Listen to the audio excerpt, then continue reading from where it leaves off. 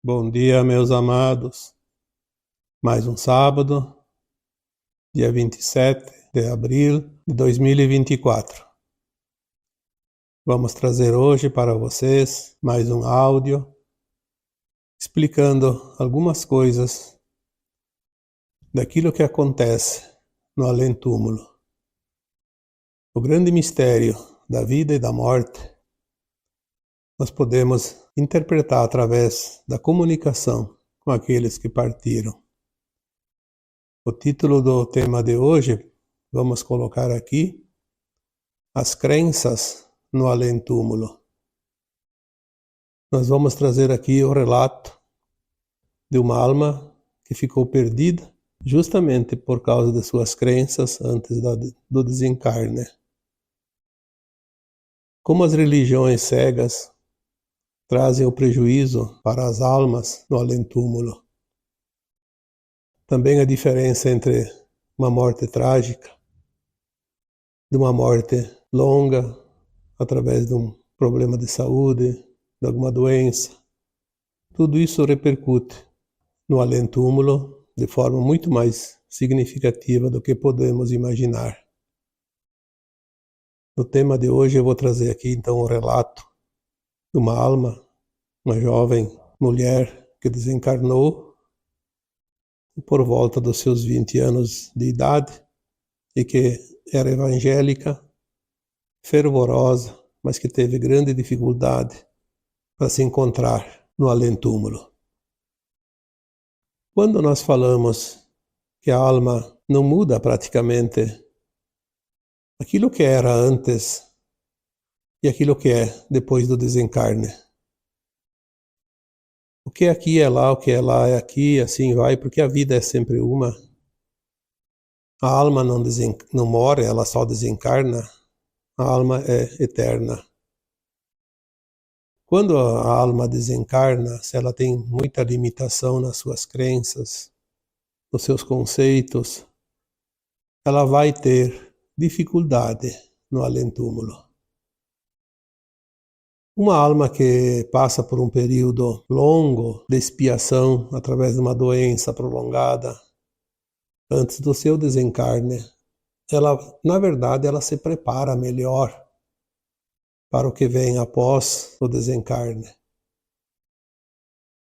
Já uma alma que desencarna através de uma morte súbita e violenta, muitas vezes, um acidente, um assassinato, e até uma morte tranquila, como um problema de coração, um infarto fulminante, também traz algumas consequências depois, porque a alma não estava pronta para a partida, ela estava ainda bastante presa à matéria e a ruptura é muito dura. É claro que o que mais importa é a qualidade dessa alma em termos de ética, de moral, porque se uma alma está no bom caminho enquanto está encarnada, ela vai ter sempre um melhor amparo do outro lado, um melhor entendimento e uma passagem mais tranquila no além-túmulo. Pelo menos até se encontrar no seu devido lugar, na sua frequência, alguma colônia espiritual, que era o que existia até há pouco tempo, agora já tem as naves também. Então, muita coisa pode influenciar para melhor ou para pior no além-túmulo. Quando a alma desencarna através de um acidente, através de um assassinato, principalmente, ela tem um trauma muito mais duro para vencer no além-túmulo. Nós temos muitos relatos através das experiências da comunicação com os espíritos, histórias fantásticas que muitas vezes não se encontram em livros, porque livros, obviamente, muitos são relatos também, mas muitos são suposições. Mas quando você tem o contato direto com almas desencarnadas, as mensagens são muito mais abrangentes, muito mais orientadoras, porque elas trazem uma realidade nua e crua daquela alma, o que ela passou, o que ela está passando. As religiões, às vezes, naquela mania de dizer as coisas de acordo com seus dogmas, fazem com que as pessoas, enquanto encarnadas, obviamente, tenham uma falsa noção do além-túmulo.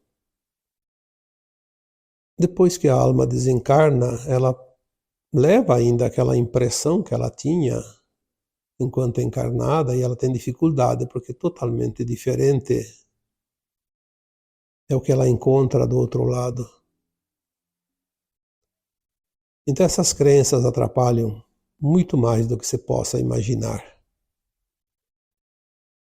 Por isso, o conhecimento, o entendimento, enquanto está encarnada, ajuda muito no outro lado do túmulo, do outro lado do véu. Eu vou relatar aqui hoje a história de uma alma que eu atendi. Se não me falha a memória, foi 2014. Durante um atendimento de um médico que atendia acidentados, trabalhava num grande hospital, e ele fazia o acolhimento das pessoas que vinham quebradas, traumatizadas de acidentes principalmente. E algumas pessoas já chegavam sem vida ao hospital, daí ele fazia a arrumação do corpo, como se diz, para ficar pelo menos, mais ou menos, né, para o velório. Eu atendi um médico, que eu acho que a função é traumatologista, se não me engano, que estava realmente num estado emocional bastante comprometido em virtude de uma alma desencarnada que estava com ele. E não era uma obsessão como você pensa, era apenas um momento que aquela alma encontrou de se acolher. Então eu vou começar essa história contando um pouco antes. Eu já atendi a esposa desse médico, ela tinha essa confiança, essa fé na coisa que realmente é da alma, um conhecimento mais aprofundado. E ele era muito cético, ele não entendia absolutamente nada. Ele não queria saber do espírito, só da ciência. Então ela chegou para mim e disse: eu não sei mais o que fazer com meu marido. Faz algumas semanas que ele parece um zumbi. Não é mais a mesma pessoa. Era um homem dedicado ao trabalho,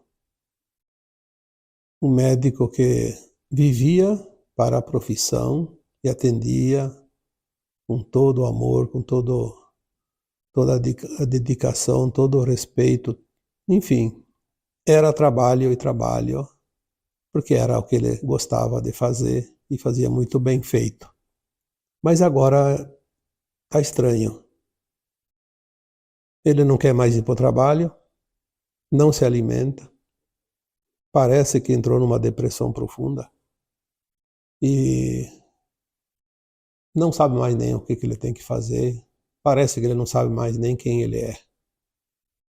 Mas ele não acredita em nada disso e eu não sei o que fazer, porque eu queria que ele viesse aqui para que você desse alguma orientação. Eu disse para ela: será que você pegando na mão dele, já que ele está meio perdido, você não conseguiria conduzir ele até aqui? Ela disse: eu acho que sim. Aí eu combinei com ela, queria aplicar um reiki apenas, nada mais, porque falar para alguém nesse estado é tempo perdido. Aí um dia ela me ligou e disse: Estou levando ele ali hoje. Marcamos o horário e ela apareceu com ele. Eu levei ele para a sala de atendimento e coloquei ele na maca. E disse a ele que queria aplicar uma energia para dar uma força para ele. Eu não expliquei muita coisa porque ele não ia entender. Aí eu fiz uma aplicação de Reiki. Durante a aplicação do Reiki, eu senti um forte cheiro de vela e flores. Aquele cheiro característico dos velórios. Quem já foi em velório sabe o que é isso. E aquilo ficou o tempo todo enquanto eu aplicava o Reiki. Eu achei um pouco estranho porque não me veio nenhuma informação, apenas o que eu estava fazendo e pronto. Quando eu terminei o Reiki, aquele homem que entrou parecia um cadáver, um morto-vivo, estava com uma cor bonita, alegre, feliz. Me agradeceu e foi embora. E eu não falei nada para ele, nem para a esposa dele, porque eu não tinha o que dizer. Não sabia o que tinha acontecido ali. E assim foi. Ele recuperou e voltou ao trabalho como antes. Parece que morreu e nasceu de novo. Passaram-se 30 dias, mais ou menos, um mês. E uma certa manhã tinha um atendimento de uma senhora. Quando começamos o atendimento, porque eu trabalhava na época junto com a Dinara e ela sempre acompanhava o meu trabalho, eu fazia a orientação e ela, como tem um canal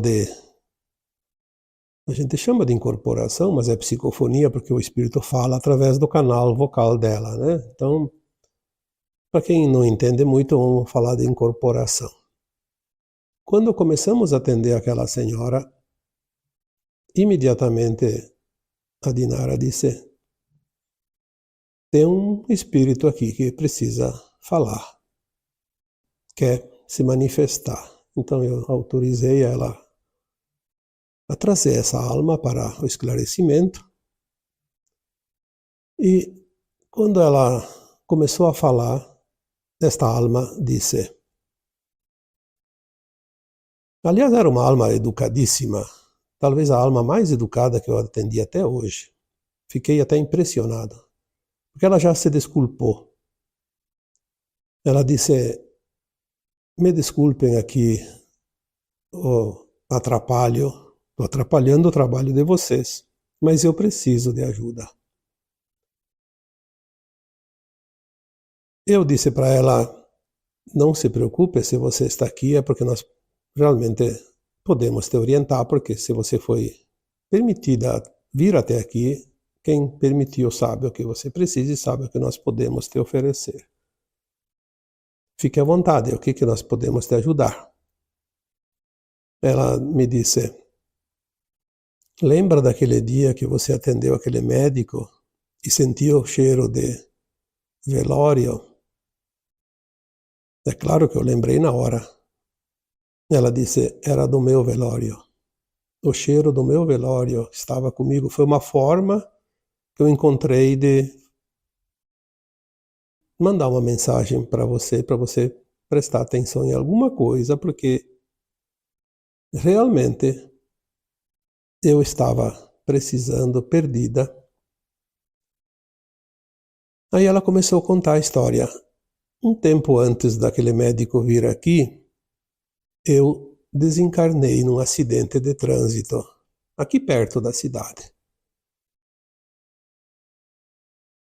Na hora eu não me encontrei, porque a minha igreja